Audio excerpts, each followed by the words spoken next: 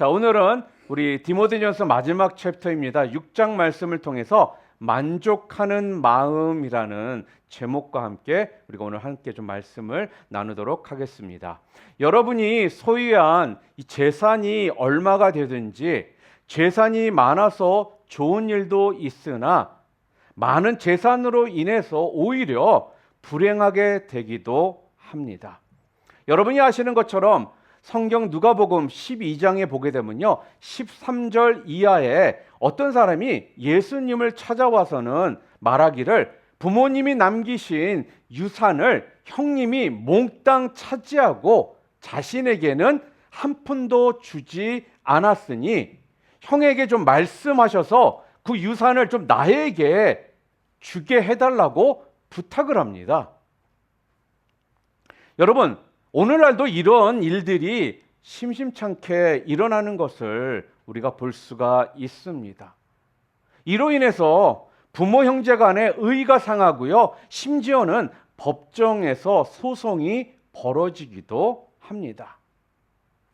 그랬더니 예수님께서요, 지금 이 사람에게 뭐라고 말씀하시느냐? 누가복음 12장 14절부터 15절 말씀인데 우리 함께 좀 읽어볼까요? 누가 나를 너희의 재판장이나 물건 나누는 자로 세웠느냐 하시고 그들에게 이르시되 삼가 모든 탐심을 물리치라. 사람의 생명이 그 소유에 넉넉한데 있지 아니하니라 하시고, 이렇게 말씀하시면서 그 다음에요, 비유를 들으면서 어리석은 부자의 이야기를 말씀하십니다.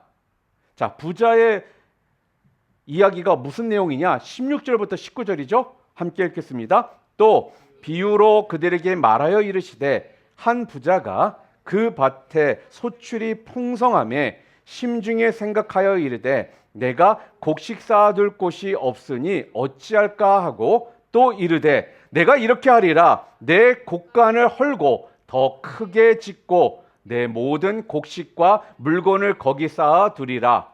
또 내가 내 영혼에게 이르되 영혼아, 여러 해 쓸 물건을 많이 쌓아 두었으니 평안히 쉬고 먹고 마시고 즐거워하자 하리라 하되, 하나님은 이르시되 어리석은 자여, 오늘 밤에 내 영혼을 도로 찾으리니 그러면 내 준비한 것이 누구의 것이 되겠느냐 하셨으니, 이렇게 말씀을 하십니다. 지금 예수님께서는요, 이 사람을 가리켜서 뭐라고 말씀하시느냐? 너는 어리석은 자다라고 그렇게 지적을 하십니다. 여러분, 왜 예수님께서는요, 이 사람을 어리석은 자다라고 지적하셨던 그 이유가 도대체 무엇일까요? 왜 예수님은 이 자를 어리석은 자다라고 말씀하셨느냐 하는 겁니다. 그 이유가요, 첫 번째 무엇이냐? 이 사람은요, 자기 자신이 가지고 있는 이 많은 재산이 자신의 것이 아니라는 사실을 몰랐기 때문에 그렇습니다. 여러분, 우리의 재산은 모두 하나님의 것입니다. 믿으십니까? 하나님께서요, 정확히 말하면 잠시 우리에게 맡겨주신 것이기 때문에 우리는 청지기라는 사실을 우리는 잊어서는 안 된다라는 거예요. 다윗은요, 역대상 29장에 보면요, 이렇게 이야기를 했거든요. 천지에 있는 것이 다 주의 것이며 부와 귀가 주께로 말미암는다라고 고백을 했습니다. 여러분, 우리도요, 이 다윗처럼요, 모든 것이 다 주의 것이고 주님이 주셔서 받은 것이다라고 고백할 수 있는 우리 모두가 되기를 주님의 이름으로 축복합니다. 또한 두 번째로 왜 예수님께서 이 사람을 어리석은 자다라고 이야기를 하셨느냐? 두 번째는요, 이 사람은요, 재물을 쌓아놓고 즐기는 데만 사용했지 그보다 더 중요한 가치 있는 일에 사용해야 한다라는 사실을 몰랐기 때문입니다. 그러니까요, 쌓아놓고 자기 자신을 즐기고 이런 데에 돈을 쓸 줄만 알았지 주변을 돌아보며 그 돈을 베풀 줄을 몰랐다라는 거예요. 그리고 세 번째를 왜 예수님께서 이 남자를 이 사람에게 어리석은 자라고 말씀을 하셨느냐? 이 사람은요, 자기가 쌓아놓은 이 재산이 자기의 어떤 생명을 연장시켜 주거나 보장하지 못한다라는 사실을 몰랐기 때문에 그렇습니다. 옛날 그리스의 필립스 왕은 지혜로운 왕이었다라고 말을 합니다. 그는요, 자신의 시종이 매일 아침 차를 한 잔씩 가지고 올 때마다 필립스 왕이요, 그대는 반드시 죽는다라는 것을 기억하시오라는 이런 말을 해달라고 그 시종에게 명령을 했습니다. 맞습니다, 여러분. 왕이라고 해서 죽지를 않나요? 재벌이라고 해서 내가 돈이 많다고 해서 죽지 않나요? 우리는요, 하나님이 부르시면 누구나 모든 것을요, 다 놔두고 즉시 가야 합니다. 그렇기 때문에 돈이 많고 권력이 있다 할지라도요, 천년만년 살 것처럼 착각해서는 안 된다라는 것입니다. 또 마지막으로 네 번째로 왜 예수님께서 이 사람을 향해서 너는 어리석은 자다라고 말씀을 하신 이유가 무엇이냐면요, 자신이 하나님 앞에 가게 되잖아요. 그러면 자기 자신이 빈털터리가 된 상태로 가게 된다라는 사실을 이 사람이 몰랐기 때문에 너는 어리석은 자다라고 말씀을 하셨던 것입니다.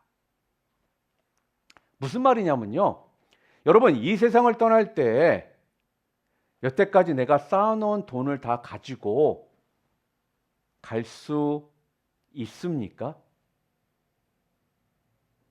아니죠. 이 세상을 떠날 때는요, 어느 누구도 동전 한 푼도 갖고 가지를 못한다라는 거예요.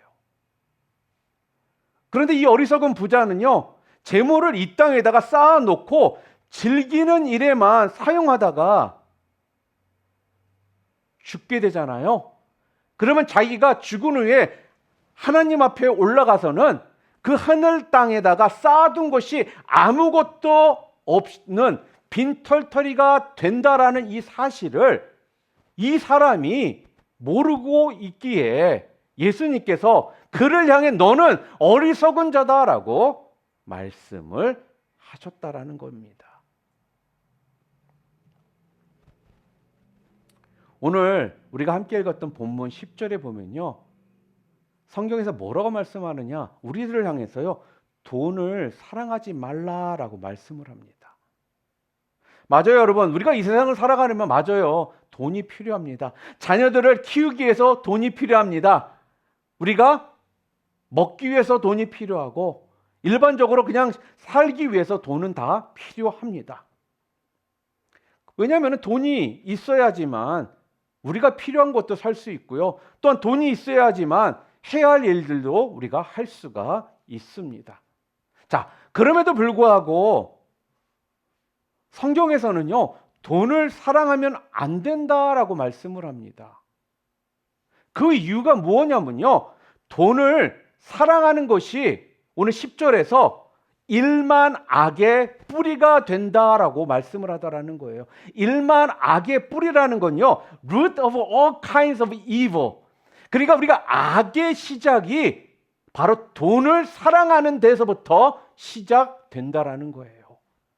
그러니까 처음부터 악해지는 것이 아니라 우리가 돈을 사랑함으로써 우리 악이 시작되기 때문에 돈을 사랑하지 말라, 그렇게 말씀을 하고 있다라는 거죠. 여러분, 돈을 지나치게 사랑하게 되면요, 부모나 형제보다 돈을 더 중요하게 생각하여 사람의 어떤 도리나 의리를 저버리게 되고요. 돈 때문에 여러분 살인을 저지르기도 한다라는 거예요. 뿐만 아니라 하나님보다 돈을 더 사랑하게 되기 때문에요. 그래서 돈을 사랑해서는 안 된다라는 거예요. 또 돈을 사랑하면요. 오늘 성경에 뭐라고 되어 있느냐? 미혹을 받아 믿음에서 떠나 많은 근심 가운데 살게 된다. 이렇게 이야기를 합니다. 자, 여러분, 미혹이라는 이 단어의 뜻이 무엇인지 여러분 알고 계십니까? 성경에서 사용하고 있는 미혹이라는 이 단어의 뜻은요, 무엇에 홀려가지고 정신을 차리지를 못하는 모습을 미혹이다라고 이야기해요.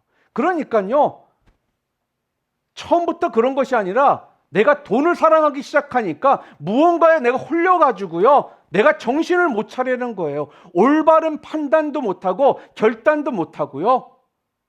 이렇게 된다라는 거예요. 그렇기 때문에 믿음에서 내가 떠나게 되고, 그러니까 뭐가 생겨요? 근심하는 마음이 생긴다라는 거예요. 자, 그러면 근심이라는 단어가 무슨 뜻입니까? 근심이라는 단어를요, 국어사전에서 찾아보자 보면요, 이렇게 나와 있어요. 근심, 안심이 되지 않아 속을 태우는 마음. 이게 근심이래요. 항상 뭔가가요, 불안한 거예요. 항상 뭔가가요, 부족한 거예요. 항상 뭔가가요, 여기 안에 뭔가가 조금 걸려있는 것 같은 이런 거예요. 그러니까 안심이 되지 않으니까 나도 모르게 자꾸 내 속이 어떻게 해요? 속이 탄다라는 말하죠. 속이 타는 거예요. 그것이 뭐예요? 이게 근심이라는 것입니다. 그러니까 돈을 사랑하면요, 무엇에 홀려 정신을 못 차리게 돼서 그 가운데서 믿음을 떠나게 되고, 믿음을 떠나게 되니까 근심, 안심이 되지 않아 속을 태우는 마음 가운데 살게 되기 때문에 돈을 사랑하면 안 된다라고 이야기를 하는 겁니다. 대체적으로요, 우리는 이런 생각을 가지고 있어요. 돈이 많은 사람은요, 걱정이 없을 것이다. 돈이 없는 사람은 걱정이 많을 것이다 라고 우리는 일반적으로 대체적으로 그렇게 생각을 합니다. 그런데요, 재산이 여러분 그거 아세요? 많을수록 문제가 많습니다. 재산이 많을수록요, 괴롭히는 사람이 많아집니다. 그래서 재산이 많을수록 문제가 있고 또한 괴롭히는 사람이 많아지기 때문에 근심이 우리 가운데에서 떠나지 않게 된다라는 것입니다.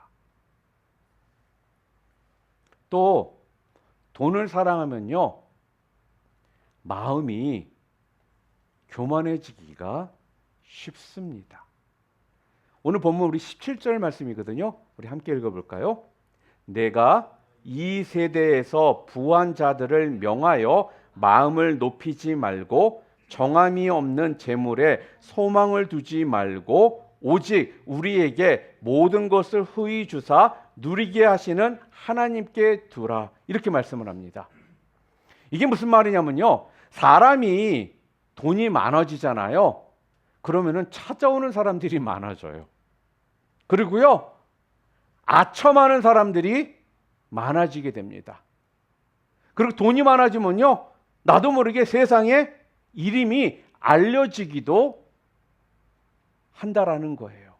자, 이렇게 되니까 자연히 어떤 일이 벌어질까요?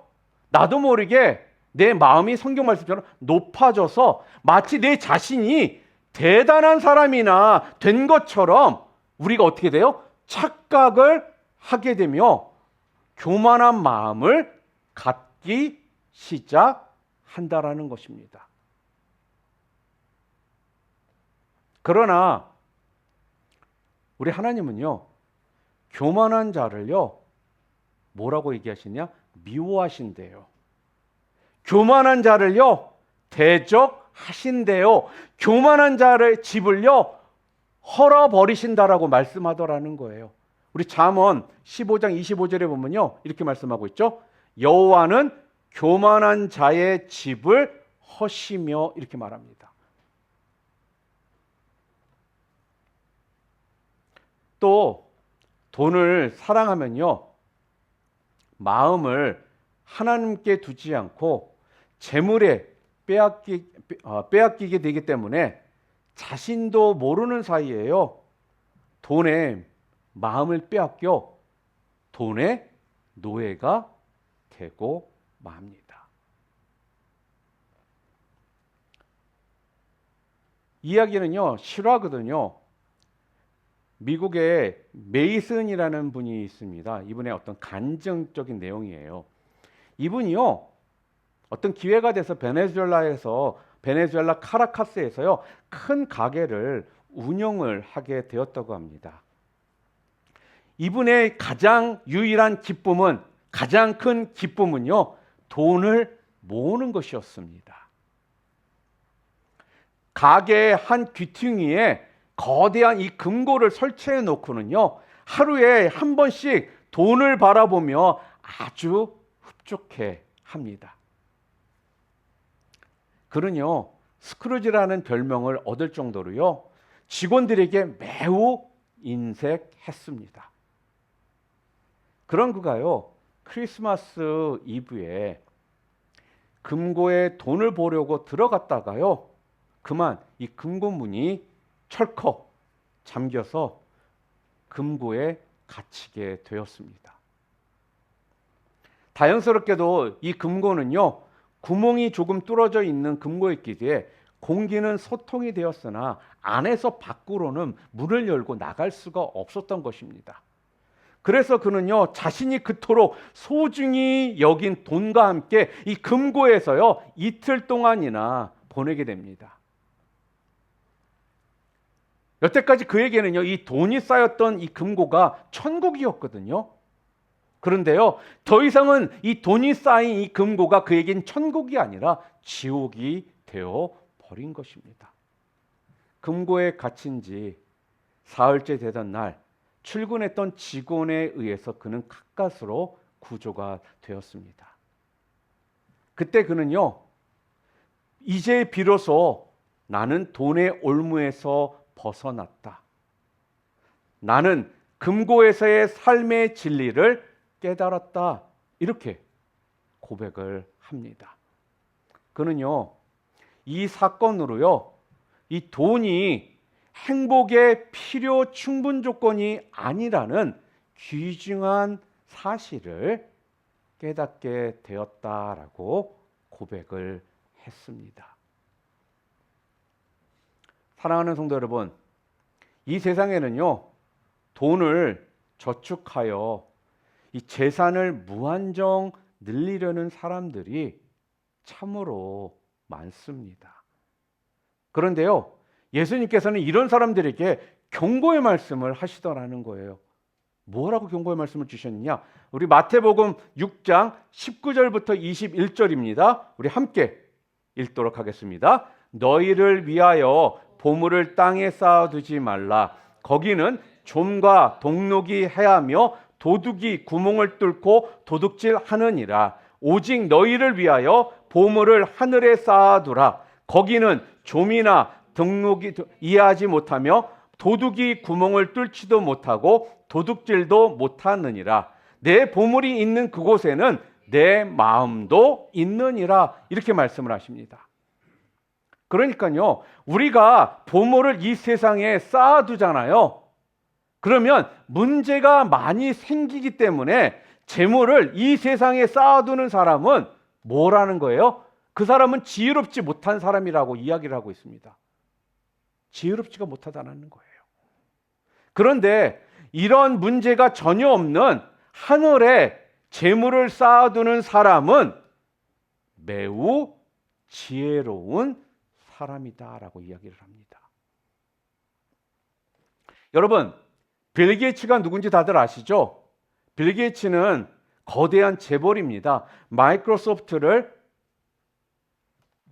시작한 사람이죠.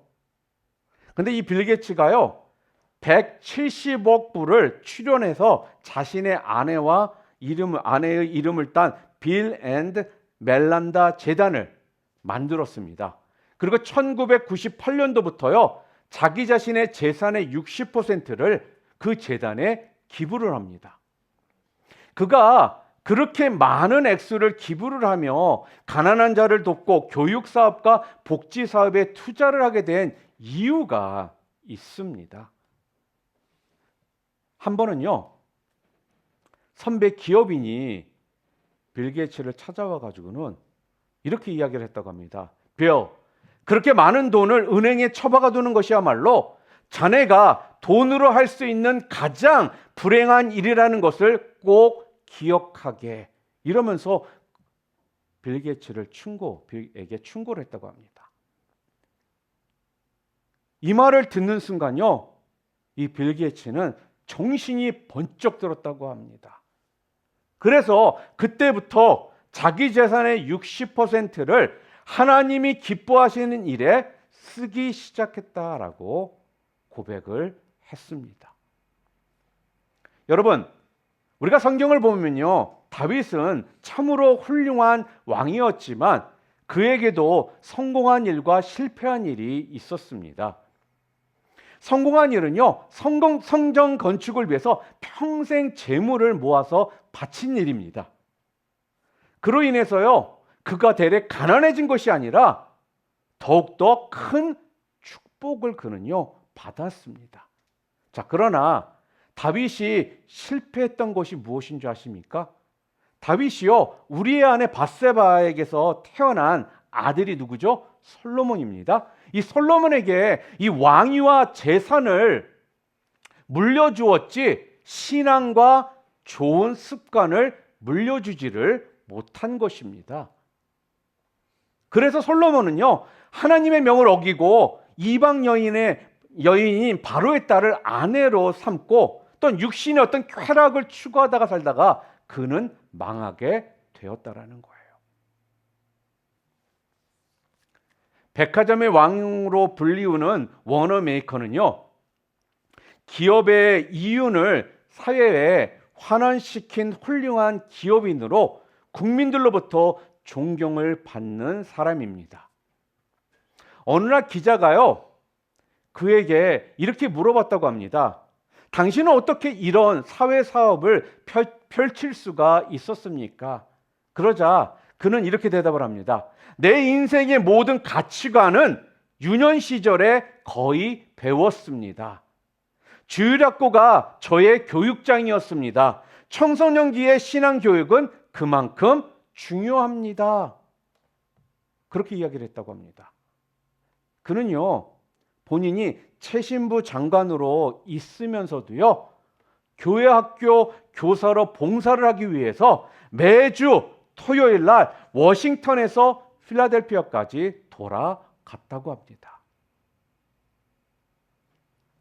사랑하는 성도 여러분, 현명한 부모가요, 자녀에게 물려줄 수 있는 최고의 유산은요, 신앙과 좋은 습관입니다.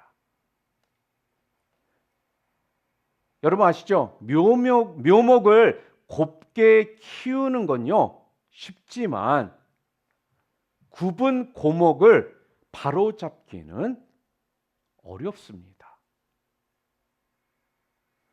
그렇기 때문에 자녀가요, 어렸을 때 신앙과 좋은 습관을요, 물려주어야 합니다. 제대로 신앙이 자리 잡지 못하면요, 결국 그 자녀는 하나님을 떠나고 타락하게 된다라는 것입니다.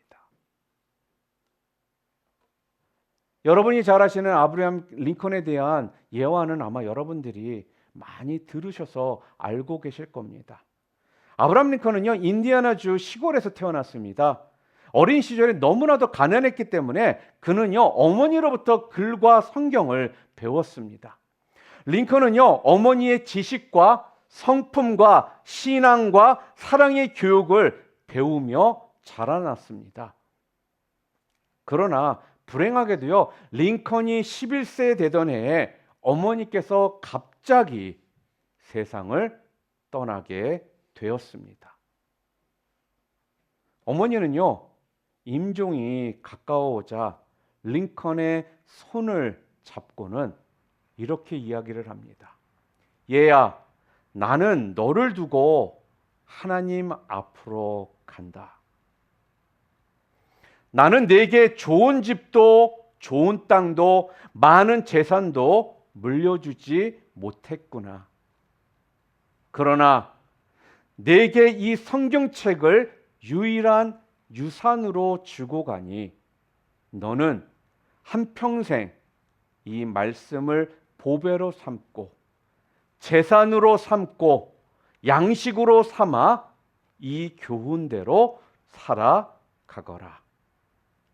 그러면 내 길이 형통할 것이다 라고 말을 한 후 숨을 거두었다고 합니다.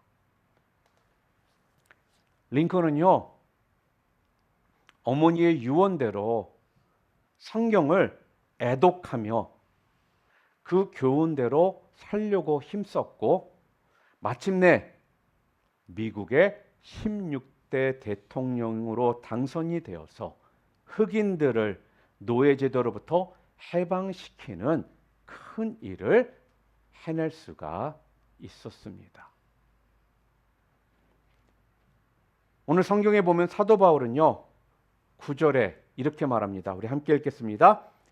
부하려 하는 자들은 시험과 올무와 여러 가지 어리석고 해로운 욕심에 떨어지나니 곧 사람으로 파멸과 멸망에 빠지게 하는 것이다. 이렇게 말합니다.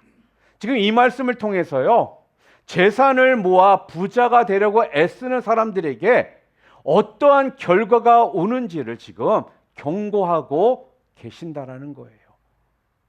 여러분, 우리가 기억해야 되는 게 있다면 무엇일까요? 돈으로는 절대로 행복을 살 수가 없다라는 것입니다. 우리가 행복하려면요, 무엇보다도 우리의 마음 관리를 잘 해야 한다라는 거예요. 평강과 기쁨이 우리 마음속에 항상 넘치도록 우리의 마음 관리를 잘 해야 한다라는 것입니다. 자, 그렇다면 여러분, 어떻게 해야 우리의 마음 관리를 잘 할 수 있을까요? 첫 번째로요, 우리가 마음 관리를 잘하기 위해서 해야 되는 것, 첫 번째, 하나님을 기쁘시게 해 드리려는 이 마음을 가져야 한다는 것입니다. The heart that desire to please God.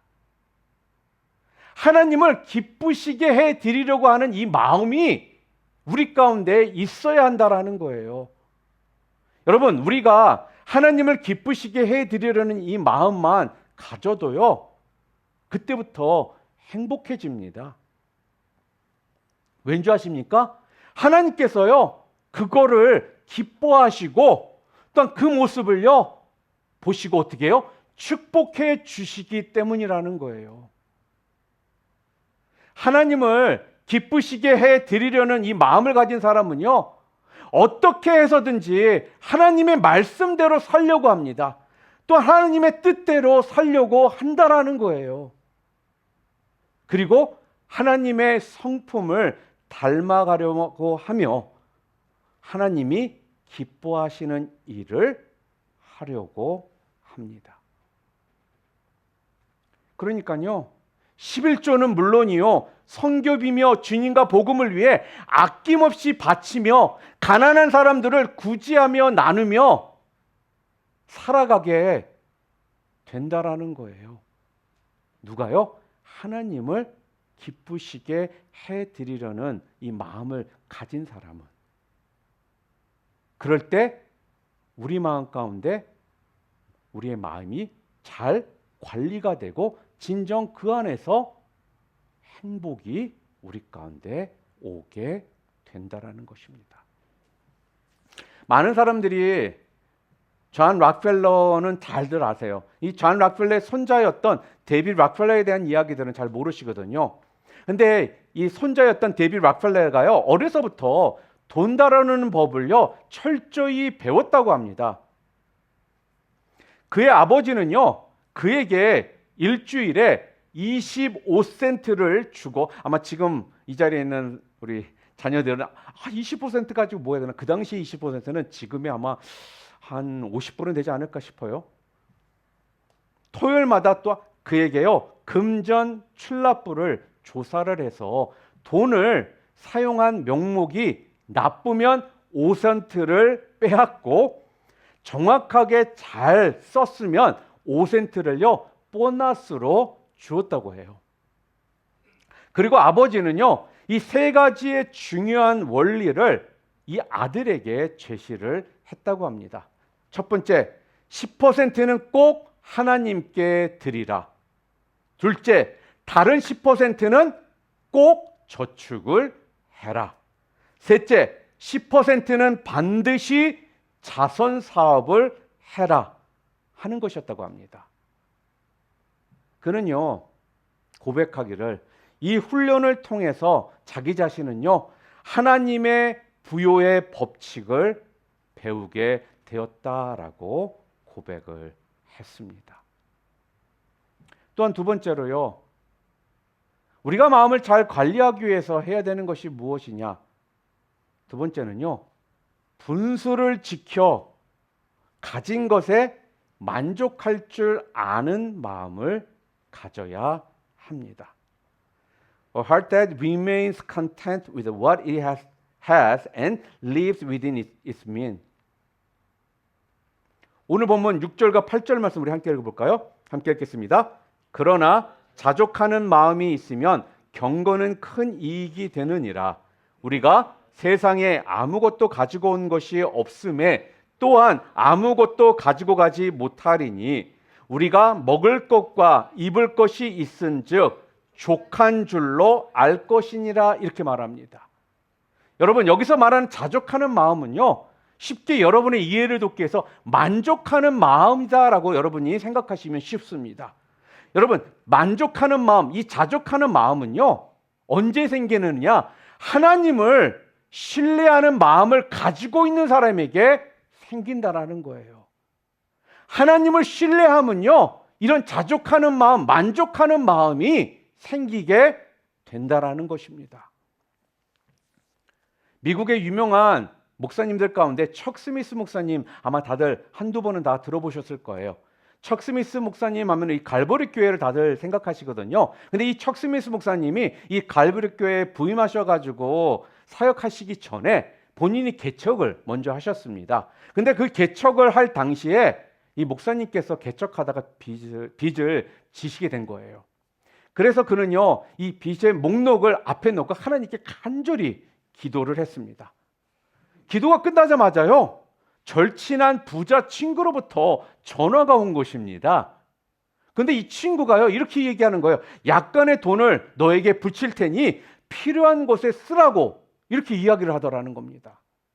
그런데 그 친구가 붙이기로 한 돈의 액수가요, 빚을 갚고도 남는 돈이었습니다.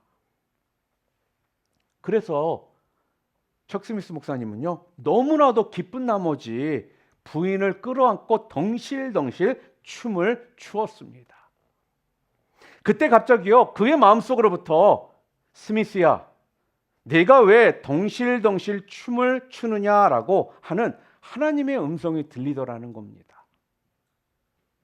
그래서 그가 이렇게 얘기했답니다. 네, 기도에 응답을 받았습니다. 친구가 돈을 보낸다라고 약속을 했기에 제가 너무 기뻐서 지금 춤을 추고 있는 것입니다. 이렇게 대답을 했대요. 이때 문득 머릿속을 스쳐가는 말씀이 있었는데 그 말씀이 뭐냐면요, 돈이 지금 어디에 있느냐라는 것이었습니다. 그래서 척 스미스 목사님이요, 이 친구는 매우 신실한 친구입니다.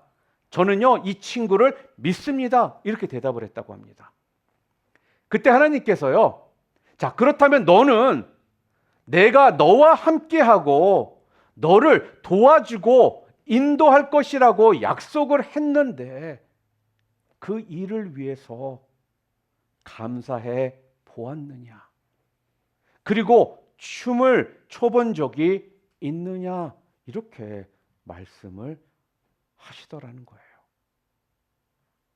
저는요, 이 척 스미스 목사님의 이 간증을 들었을 때요, 얼마나 은혜가 되었는지 모릅니다. 목사님은요, 당장 돈이 손에 들어오지 않았지만 믿을 만한 친구가 돈을 보낸다라는 이 소리만 듣고도 좋아가지고 춤을 춘 것입니다. 그 친구보다 더 완전하신 하나님의 약속은 눈으로도 보고 읽고 알면서도 감사할 줄 모르고 춤을 춰 본 적도 없더라는 거예요.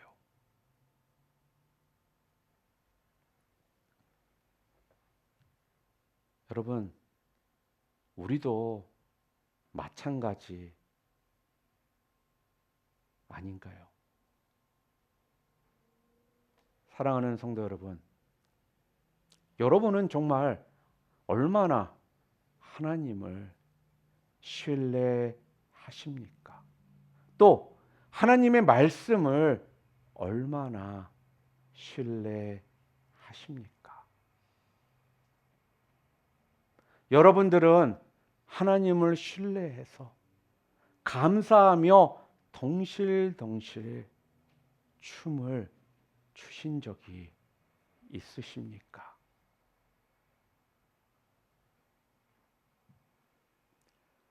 오늘 성경은요, 우리에게 자족하는 마음, 만족하는 마음에 대해서 말씀을 주셨습니다. 그러면서요, 우리에게 또 한 번 이야기하십니다. 돈을 사랑하지 말라라는 것입니다. 돈이 우리에게 행복을 주지를 못한다라는 거예요. 그러면서 우리에게 진정 행복을 줄 수 있는 것은 우리의 마음을 잘 관리하는 것이라고 이야기를 합니다. 그러면서 마음을 잘 관리하기 위해서는 하나님을 항상 기쁘게 해드리고 하나님을 신뢰함으로 항상 자족하는 마음을 가지고 기쁨과 평강이 넘치는 가운데 행복하게 살아가라고 오늘 말씀하고 있습니다. 사랑하는 우리 눈높이 비전교회 성도 여러분, 오늘 이 말씀 여러분 정말 꼭 붙드시기를 바랍니다. 언젠가부터 여러분의 마음 가운데 기쁨이 없고 감사가 없고 행복이 없다라면요, 오늘 이 말씀이 바로 이 시대를 살아가는 우리 모두에게 하나님께서 주시는 교훈의 말씀입니다. 믿기는 여러분의 마음을 다들 잘 관리하셔서 하나님을 기쁘시게 해드리는 그 삶을 살아가시고 하나님을 전적으로 신뢰하심으로 그 순간순간마다 자족하는 마음, 만족하는 마음 가운데 살아가심을 통해 여러분의 인생 가운데 하나님이 주시는 평강과 기쁨이 넘치는 그런 삶을 모두가 다 살아가시기를 주님의 이름으로 축원합니다.